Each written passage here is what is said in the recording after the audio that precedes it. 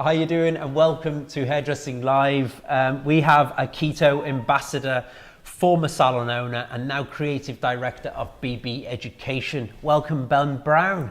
Great to be here. Thanks for having me. Thank you very much for coming over, all the way from Derby. All the way from Derby, absolutely, pleasure. You had a good flight over? Easy. 20 minutes ahead of schedule. 20 minutes ahead of schedule. I love that. We don't hear that We're behind of schedule now. So, look, listen, tell us a little bit about, we've been chatting anyway, and a little bit about your background and everything like that. Tell us, take us back to when you first started anyway, your hairdressing career, shall I say. You know what, it's interesting because I didn't start out with the plan to be a hairdresser. Yeah. The initial plan was I went into architecture. Yeah.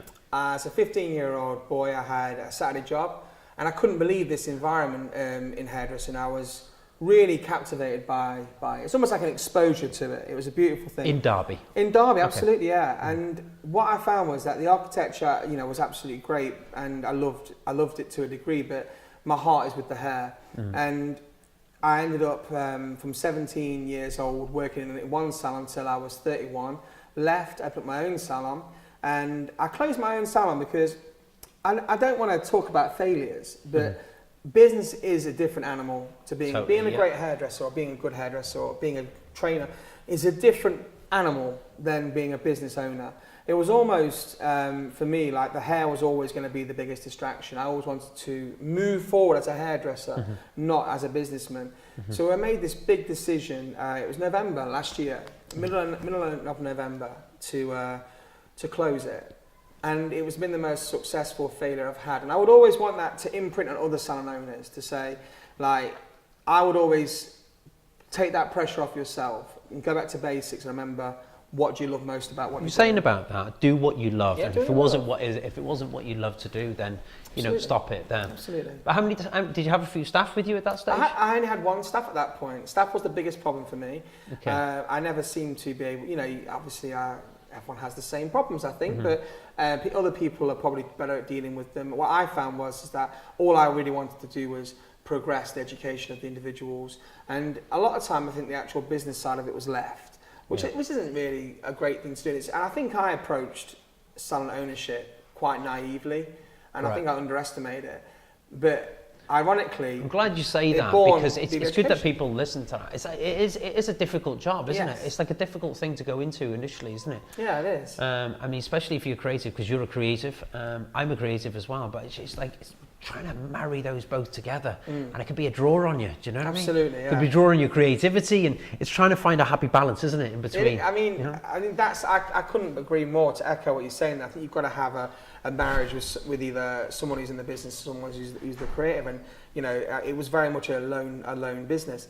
But you see, I look at it as this: the brand was successful. Yeah. The brand has been a success. Yes, okay. As a businessman, I've accepted the failings of that, but as a brand, it gave birth to BB Education, which obviously why I'm here, and that has been a big. That has given me this sense of relief and pride, because I've had a very good year so far with it.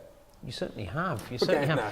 I absolutely admire. I mean, you've almost created a niche in what you're doing. Do you know what I mean? With the clean lines and precision work and things like that.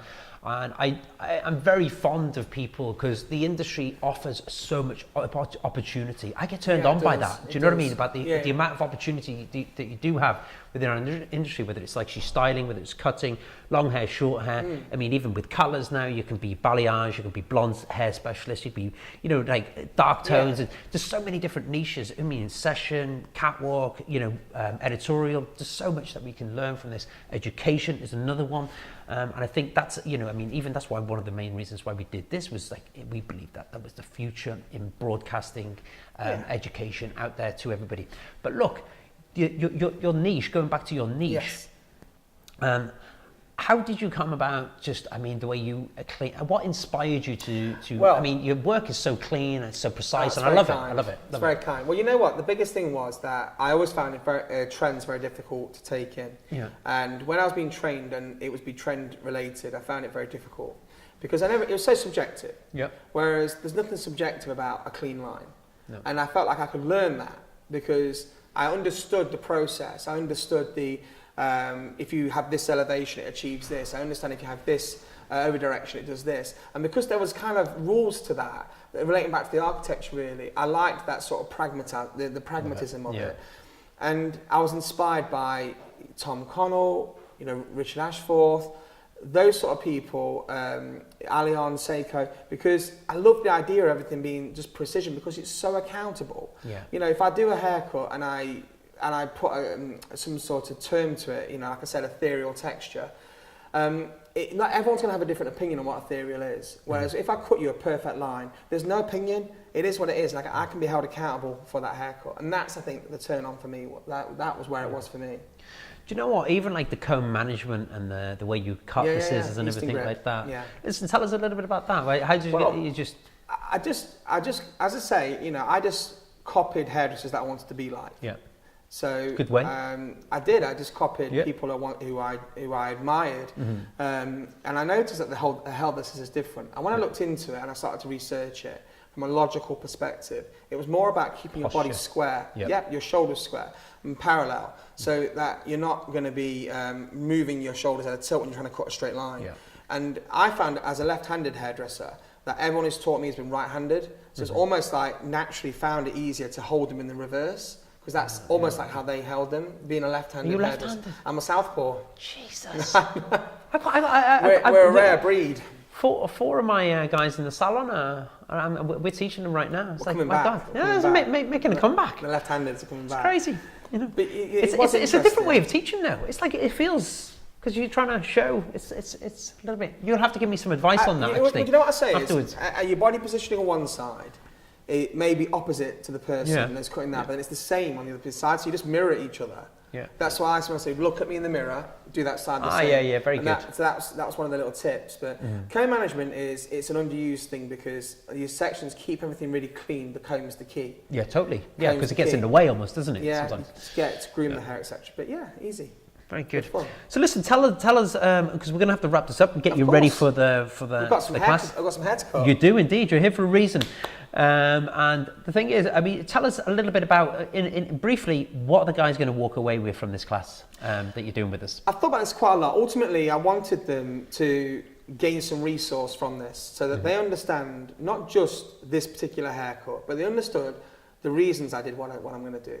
Yeah. The why, the where, the how. Yeah. I want them to really leave this class with a much clearer understanding of their mechanics, their elevation, their cut line, and their over direction. Wonderful. That's something they're in control of. So they're going to get knowledge, and they're going to get a systematic, clear, direct, step by step. Jesus, I'm sold. I'm sold. No, do you know what? I'm so happy to have you with us, and we're going to get set up right now. So 2:30, this class goes live. If you don't have your ticket, you can go and get one now. Go to hairdressinglive.com and get your place and see this master in action. Okay. Thank you very much, everybody. Thank you. We'll see you in a few moments anyway. Okay. 2:30. If you like what you've seen, leave a comment below and subscribe to our YouTube channel.